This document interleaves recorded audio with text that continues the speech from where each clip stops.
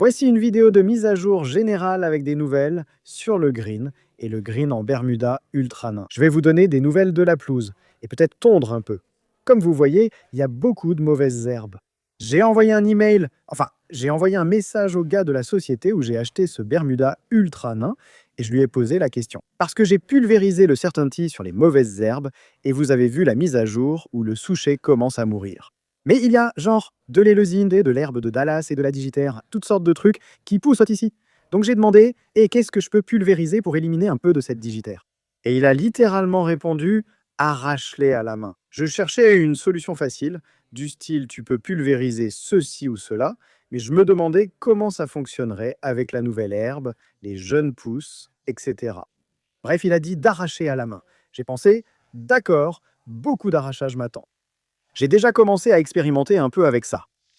Le Fiskars fonctionne super bien. J'aime bien le Fiskars parce que je suis super paresseux et je peux éjecter. Tu sais, une fois que tu arraches une mauvaise herbe, tu peux ensuite l'éjecter d'ici. Je n'ai même pas besoin de me pencher ou de l'arracher à la main comme avec le Grandpa's Weeder. Mais les arracheurs de mauvaises herbes sont cool parce que tu n'as pas besoin de te pencher. Cependant, les arracheurs de mauvaises herbes enlèvent plus d'herbe ou plus de terre que si on les arrache à la main. Parce que si je me penche et que j'arrache une mauvaise herbe à la main, ça enlève essentiellement juste cette mauvaise herbe. Le sol est assez mou. Il a plu ce matin. Il a plu tôt ce matin et c'est super parce que le sol est vraiment mou. Donc je peux arracher ces trucs très facilement sans prendre trop de terre avec, ni trop de jeunes pousses, la nouvelle herbe. Donc ce sera probablement l'arrachage manuel des mauvaises herbes à la seule force des bras. Je vais essayer cet outil un peu, mais s'il enlève trop de terre, ça ne va pas me convenir. Alors allons-y.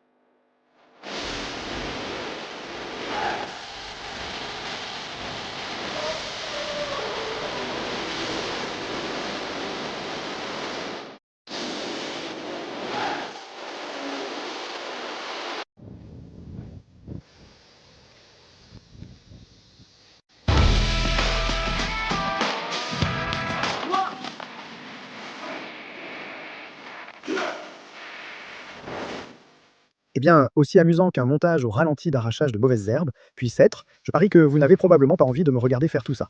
Donc, je pourrais continuer après votre départ. Allons faire quelque chose de plus sympa. Allons jeter un œil à la pelouse. En ce qui concerne l'état de la pelouse, elle a plutôt belle allure. J'en suis arrivé au point où je la trouve suffisamment belle pour commencer à utiliser un régulateur de croissance des plantes.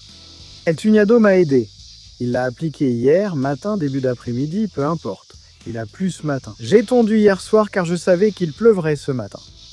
Sur l'étiquette du Tenex, un régulateur de croissance, il est précisé que pour réduire les effets négatifs de la première application, il suffit de tondre 4 heures après. 4 heures plus tard, j'ai quand même tondu.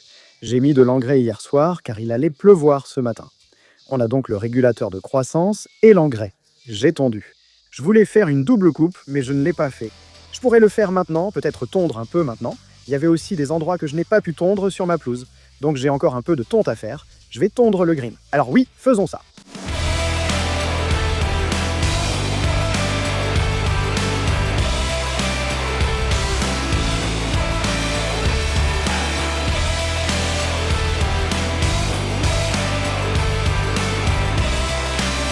D'accord, je pense que je vais commencer à tondre la pelouse devant. Et El Tugnado est là.